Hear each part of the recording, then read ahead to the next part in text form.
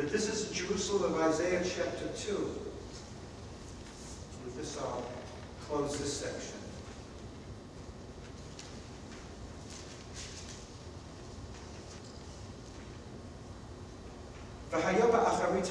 What's the vision of the end of days according to Isaiah? The mount of the Lord's house will stand firm above the mountains. All the nations shall gaze on it with joy. And the many peoples, the nations, shall go and say, come, let us go to the mount of the Lord, to the house of the God of Jacob. Why? They're all going to convert to Judaism. They're all right. That he may instruct us in his ways, that we may walk in his paths. Ki mitzion tetzei Torah, udvar Adonai Yerushalayim. Say it all the time. Mitzion, right? But we all think of like the Torah Mitzion. From Zion will come teachers and come to Fuchs Mizrahi School and start teaching Torah. What Ki mitzion tetzei Torah actually means is that Zion will become a source of instruction for the whole world. And the whole world will look towards us as role models and as resources for understanding God's ways and living the appropriate life. This is the vision of the end of days. It's not that everybody's going to convert. The big conversion to some sort of monotheism, to Noachitism, the 7 mitzvot b'nei Noach. But in other words, somehow the reality of others worshiping others won't happen. But rather, Hashem hu shehu rak Elokeinu ata yeh echad. God, who's only our God now, will one day be the exclusive God. V'hayad Hashem elcha kol haaretz. And that's what the whole liturgy is about. The whole essence of, especially the Rosh Hashanah liturgy, culminating in the Yom Kippur Jonah, is Yom Kippur you have the theme of repentance, or actually it's atonement. The second talk I gave last time differentiates between repentance and atonement, and that I'm not doing now. But the point is, the real vision and theme is for all of humanity, not just for us. Now I want to shift, and this is going to be connected. I want to focus on the Haftorah of Saturday, talking about the pregnancy and of Hannah, Samuel's mother, and the birth of Samuel. Are you okay? Do you want to stretch and take a break? Have a chance to escape? All right, let's take a break. Let's get out of here. Let's go. You okay? We just move right along? Will you take questions at the end? I'll take a question right now. But you had your hand was up before and I meant to ask you. I want to think about it. Okay. Think about it and ask me at the end, by all means.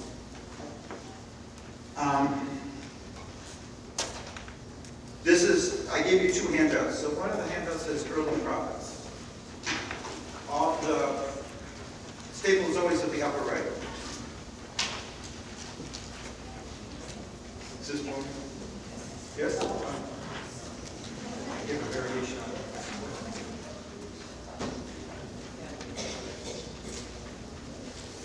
This is, the question is, why do we read this on Rosh Hashanah? Why do we read this on Rosh Hashanah? This is the Haftorah for the first day of Rosh Hashanah. If there's one word to describe Hannah's predicament, she's the childless wife of Elkanah, whose second wife, who he probably took because the first wife was childless with her permission. That's really usually what was done. It says he had two. Sorry, it says he had 2 wives. So it's interesting. This translation that came out, it's supposedly very exciting. It has its problems, but it's called the Jewish Learning Bible or whatever. My grandfather, it's very popular. So he writes, he had 2 wives. In those days, bigamy was permissible. He meant to say polygamy.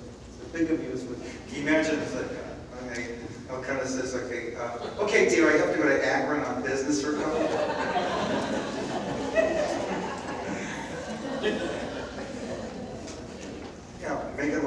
deals. Polygamy.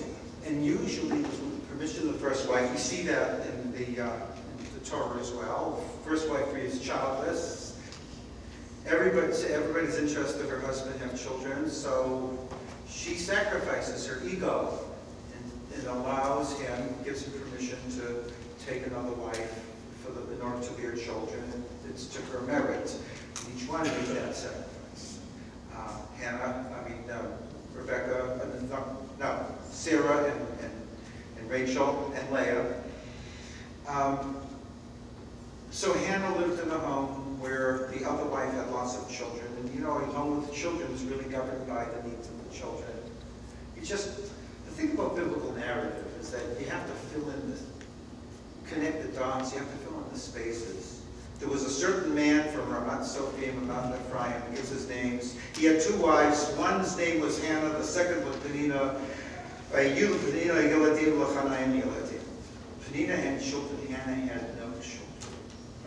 This man would ascend from his city year to year to prostrate himself before Jerusalem, this is Shiloh.